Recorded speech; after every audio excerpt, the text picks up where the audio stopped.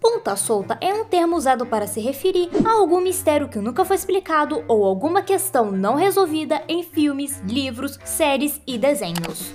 E é nesse último que estaremos mirando nesse vídeo, pois em My Little Pony foram deixadas muitas pontas soltas depois da série acabar. E mesmo que cronologicamente depois dos acontecimentos da série exista uma geração que se passa no mesmo universo do desenho, essas dúvidas nunca foram respondidas, fazendo o universo da série ser rodeado de mistérios. Hello Crystal Ponies, aqui é a Laura Melipe Leal e hoje vamos analisar algumas pontas soltas em My Little Pony.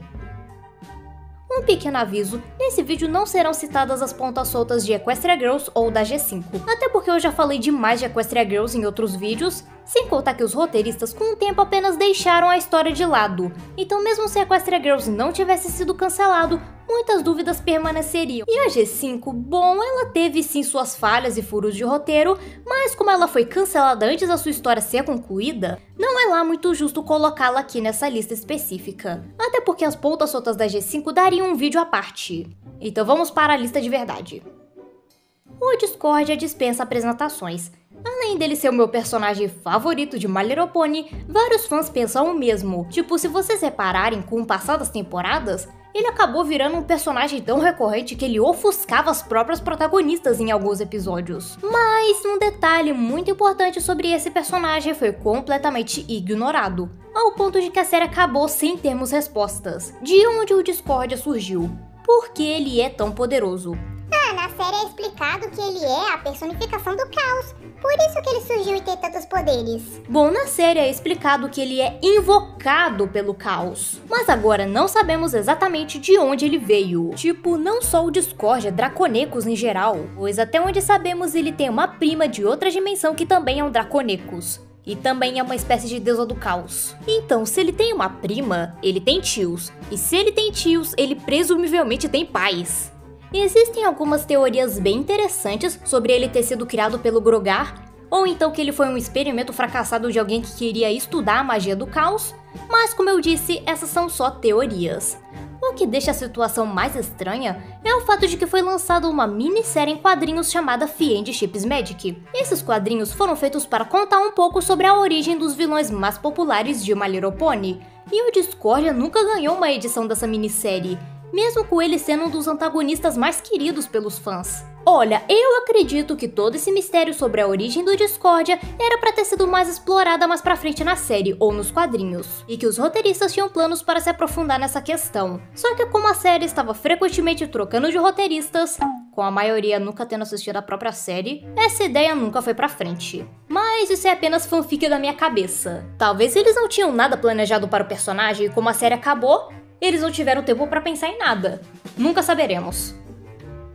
O Império de Cristal, ou Império do Cristal dependendo do episódio, é um dos principais reinos de Equestria habitado por pôneis. Pôneis de cristal, para ser mais específica. E ele é governado pela princesa Candace e Shiny Armor. E ele presumivelmente foi governado pela Flurry Hurt no futuro. Eu digo presumivelmente porque aparentemente entre a G4 e a G5, a separação dos pôneis ocorreu na época antes dela conseguir herdar o Império de Cristal.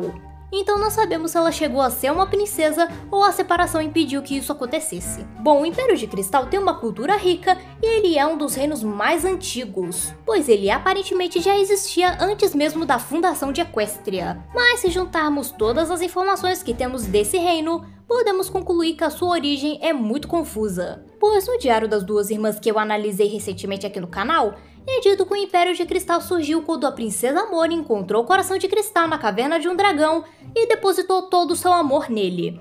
E assim a Princesa Amore virou a primeira princesa do reino. Mas essa história de origem é muito mal contada, porque nos quadrinhos é dito que foi a própria Amore quem criou o Coração de Cristal, e que ela fez isso depois que o Império de Cristal havia sido fundado. E daí voltamos para a Estaca Zero, pois na série nunca foi explicado qual dessas duas histórias é a verdadeira. Então a origem do Império de Cristal continua um mistério.